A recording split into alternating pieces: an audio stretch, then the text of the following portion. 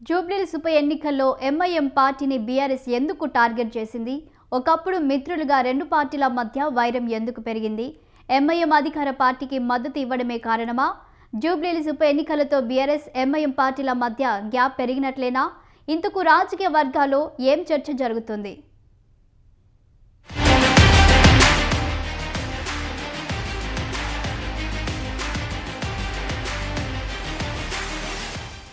జూబ్లీహిల్స్ ఉప ఎన్నికలు రాజకీయాలు ఆసక్తికరంగా సాగుతున్నాయి. అసెంబ్లీ ఎన్నికల వరకు మిత్రులుగా ఉన్న ఎంఐఎం బీఆర్ఎస్ పార్టీ మధ్య గ్యాప్ వచ్చింది. జూబ్లీహిల్స్ ఉప ఎన్నికల్లో అధికార కాంగ్రెస్ పార్టీకి ఎంఐఎం మద్దతు ఇవ్వడమే రెండు పార్టీల మధ్య గ్యాప్ వచ్చిందనే చర్చ రాజకీయ వర్గాల్లో జరుగుతోంది. దీంతో జూబ్లీహిల్స్ నియోజకవర్గంలో ఎంఐఎం పార్టీకి చెందిన నేతలు, కార్యకర్తలపై గులాబీ పార్టీ గురిపెట్టింది.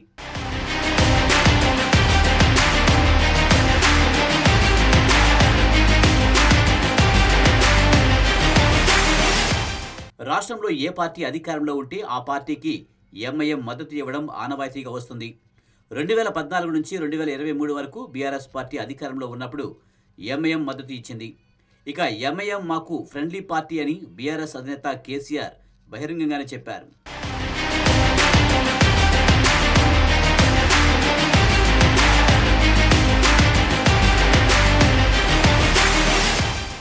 ఎంఐఎం అగ్రనేతలు అసదుద్దీన్ ఓవైసీ, అక్బరుద్దీన్ ఓవైసీ ఇద్దరు గులాబీ పార్టీ చీఫ్ కేసీఆర్ను అనేక సందర్భాల్లో పొగడ్తలతో ముంచెత్తారు. కేసీఆర్కు అండగా ఉంటామని చెప్పారు.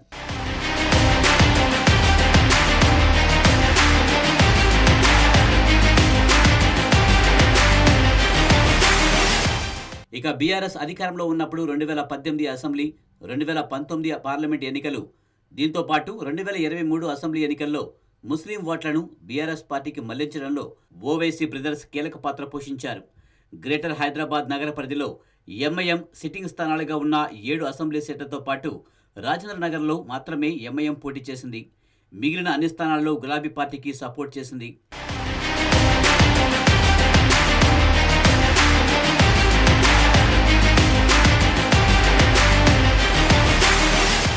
తాజాగా ఎంఐఎం తన రాజకీయ వ్యూహాన్ని మార్చుకుంది. రాష్ట్రంలో కాంగ్రెస్ అధికారంలో ఉండడంతో ఎంఐఎం పార్టీ అధికార పార్టీకి మద్దతు ఇస్తుంది. జూబ్లీహిల్స్ ఉప ఎన్నికల్లోనూ హస్తం పార్టీ అభ్యర్థి నవీన్ యాదవ్ తరపున ఎంఐఎం చీఫ్ అసదుద్దీన్ ఓవైసీ ప్రచారం చేస్తున్నారు.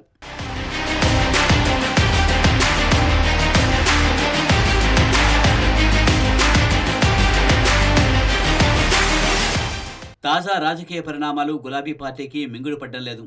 దీంతో జూబ్లీహిల్స్ నియోజకవర్గంలో ఎంఐఎం పార్టీ కేడర్ను బీఆర్ఎస్ పార్టీలోకి చేర్చుకుంటున్నారు. డివిజన్ అధ్యక్షులు, బూత్ అధ్యక్షులు, ఇతర కార్యకర్తలను కారెక్కిస్తున్నారు. అంతేకాకుండా ఎంఐఎం పార్టీపై విమర్శలను సైతం చేస్తున్నారు. మరోవైపు 2014 అసెంబ్లీ ఎన్నికల్లో జూబ్లీహిల్స్ నుంచి ఎంఐఎం పార్టీ అభ్యర్థిగా నవీన్ యాదవ్ను పోటీ చేసి రెండో స్థానంలో నిలిచారు.